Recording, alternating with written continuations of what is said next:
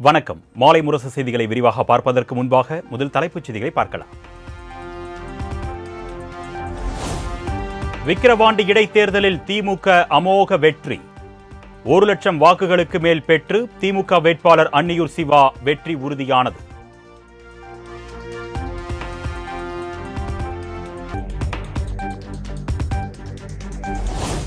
விக்கிரவாண்டியில் வெற்றி பெற்ற திமுக வேட்பாளர் அன்னியூர் சிவாவுக்கு வெற்றி சான்றிதழ்.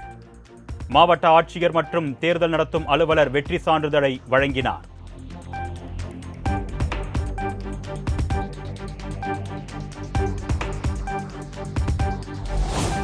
சென்னை அண்ணா அறிவாலயத்தில் பட்டாசு வெடித்து திமுக தொண்டர்கள் உற்சாக கொண்டாட்டம்.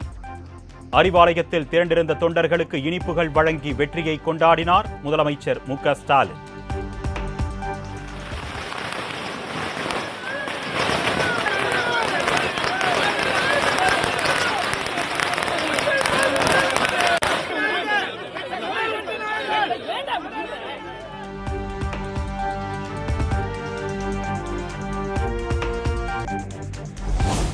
எத்தனை பொய்களை ஒன்றாக தைத்து போர்வை நெய்தாலும் சூரியனை ஒருபோதும் மறைக்க முடியாது என்று விக்கிரவாண்டி மக்கள் உணர்த்தியுள்ளனர்.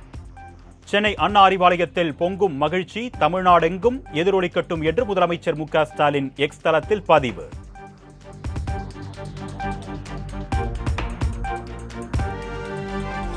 முதலமைச்சர் மு.க. ஸ்டாலினின் சாதனைகளே விக்கிரவாண்டி இடைத்தேர்தல் வெற்றிக்கு காரணம் என்று அமைச்சர் பொன்முடி பேட்டி. பாமக நிறுவனர் ராமதாஸ் தோல்விக்கு பல காரணங்களை கூறுவார் என்றும் குற்றச்சாட்டு.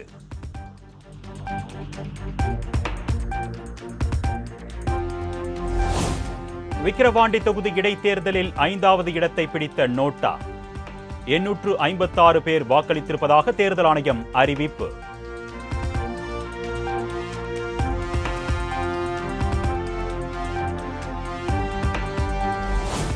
விக்கிரவாண்டி இடைத்தேர்தலில் டெபாசிட்டை தக்க வைத்தது பாமக. நாம் தமிழர் கட்சி உட்பட 27 வேட்பாளர்கள் டெபாசிட்டை இழந்திருப்பதாக தேர்தல் ஆணையம் தகவல்.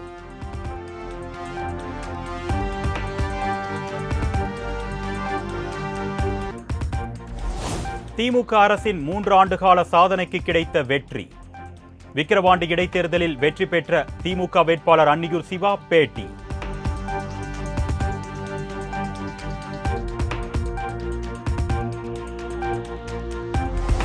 ஜனநாயக முறைப்படி விக்கிரவாண்டி இடைத்தேர்தல் நடைபெறவில்லை என்று நாம் தமிழர் கட்சி வேட்பாளர் குற்றச்சாட்டு. பணநாயகம் வென்றிருப்பதாகவும் வேட்பாளர் அபிநயா வேதனை.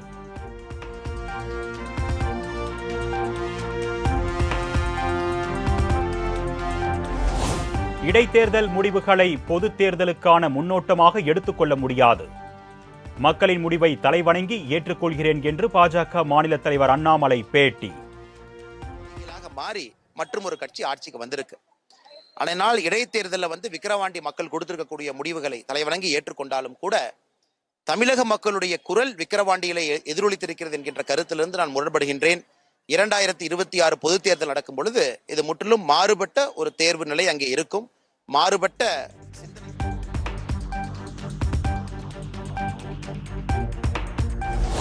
விக்கிரவாண்டி தொகுதி இடைத்தேர்தல் முடிவுகளை ஏற்றுக்கொள்வதாக பாமக தலைவர் அன்புமணி ராமதாஸ் பேட்டி.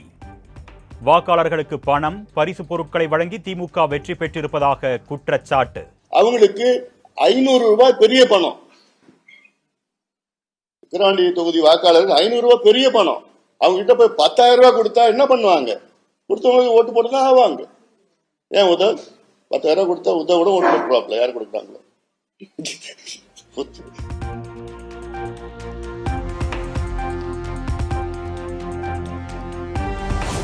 விக்கிரவாண்டி இடைத்தேர்தலில் பாமகவுக்கே உண்மையான வெற்றி.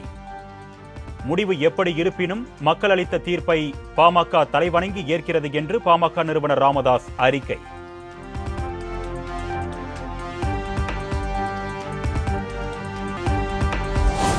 நாகரீகம் பற்றி பேச திமுகவுக்கு தகுதியில்லை என்று நாம் தமிழர் கட்சி தலைமை ஒருங்கிணைப்பாளர் சீமான் குற்றச்சாட்டு.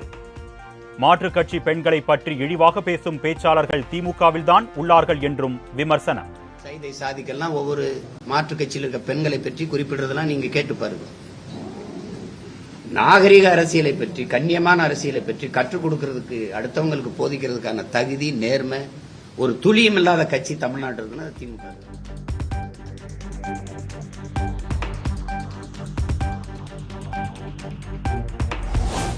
முதலமைச்சர் மீது தமிழ்நாடு மக்கள் வைத்துள்ள நம்பிக்கையை தொடர் வெற்றி பறைசாற்றுகிறது. அரசின் மீதான வன்மம் கலந்த அவதூறுகளை பொடி பொடியாக்கி திமுக மகத்தான வெற்றி பெற்றிருப்பதாக மதிமுக பொதுச் செயலாளர் வைகோ வாழ்த்து.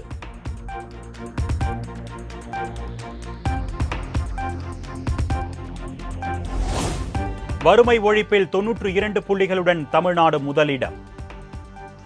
ஃப்ரண்ட் ரன்னர் என்ற பிரிவில் தமிழ்நாடு முதலிடம் பிடித்திருப்பதாக நிதி ஆயோக் அறிக்கை.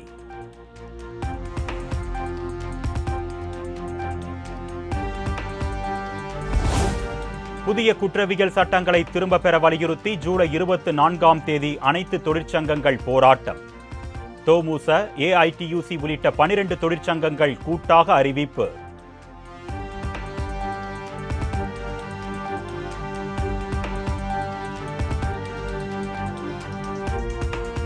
எடப்பாடி பழனிசாமி தலைமையிலான ஆலோசனைக் கூட்டத்தில் முன்னாள் அமைச்சர் செல்லூர் ராஜுவுக்கு எதிராக கொந்தளித்த அதிமுக நிர்வாகிகள்.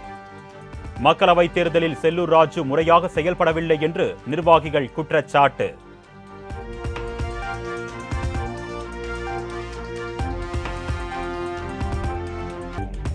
பேரிடரை எதிர்கொள்ளும் வகையில் சென்னை பெருநகரில் செய்ய வேண்டிய முன்னெச்சரிக்கை பணிகள். அனைத்து துறை உயர் அதிகாரிகளுடன் தலைமை செயலாளர் சிவ்தாஸ் மீனா ஆலோசனை.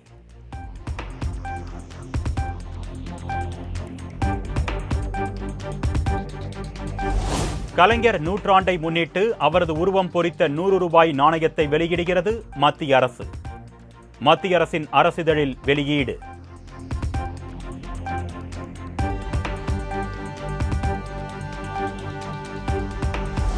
டெல்லி திகார் சிறையில் இருக்கும் ஜாஃபர் சாதிக்கை சென்னை புழல் சிறைக்கு மாற்ற அமலாக்கத்துறை அதிகாரிகள் திட்டம். சட்டவிரோத பண பரிமாற்ற வழக்கில் குற்றப்பத்திரிகை தாக்கல் செய்வதற்கான நடவடிக்கையில் தீவிரம்.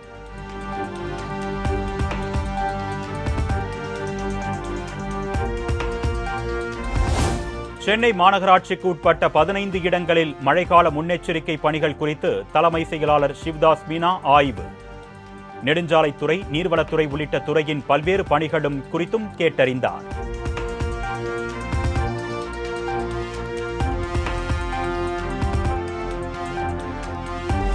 அரசு மருத்துவமனைகளில் அடையாளம் தெரியாத பிணங்களை தகனம் செய்ய கோரிய வழக்கு.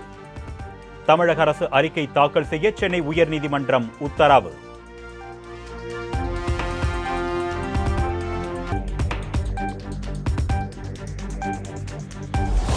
ராணிப்பேட்டையில் காலதாமதமாக குரூப் 1 தேர்வு எழுத வந்த தேர்வர்கள்.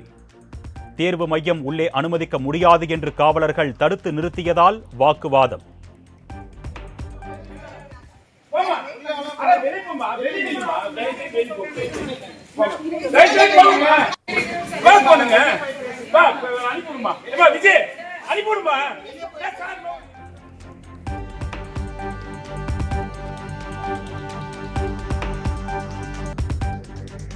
சென்னையில் ஆபரண தங்கத்தின் விலை சவரனுக்கு 160 ரூபாய் குறைந்து 54,440 ரூபாய்க்கு விற்பனை. 1 கிராம் 6,805 ரூபாய்க்கு விற்பனை.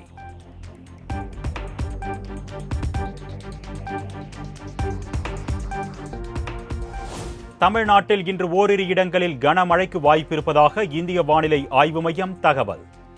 கேரளாவில் மிக கனமழையும், கடலோர மற்றும் தெற்கு உள் கர்நாடகாவில் கனமழையும் பெய்யக்கூடும் என்றும் எச்சரிக்கை.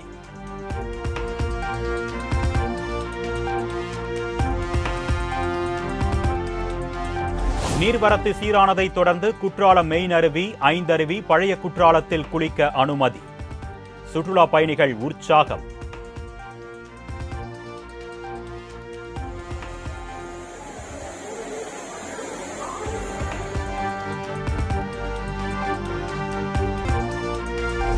ஜிம்பாப்வே அணிக்கு எதிரான 4வது T20 போட்டியில் டாஸ் வென்ற இந்திய அணி பந்து வீச்சு தேர்வு.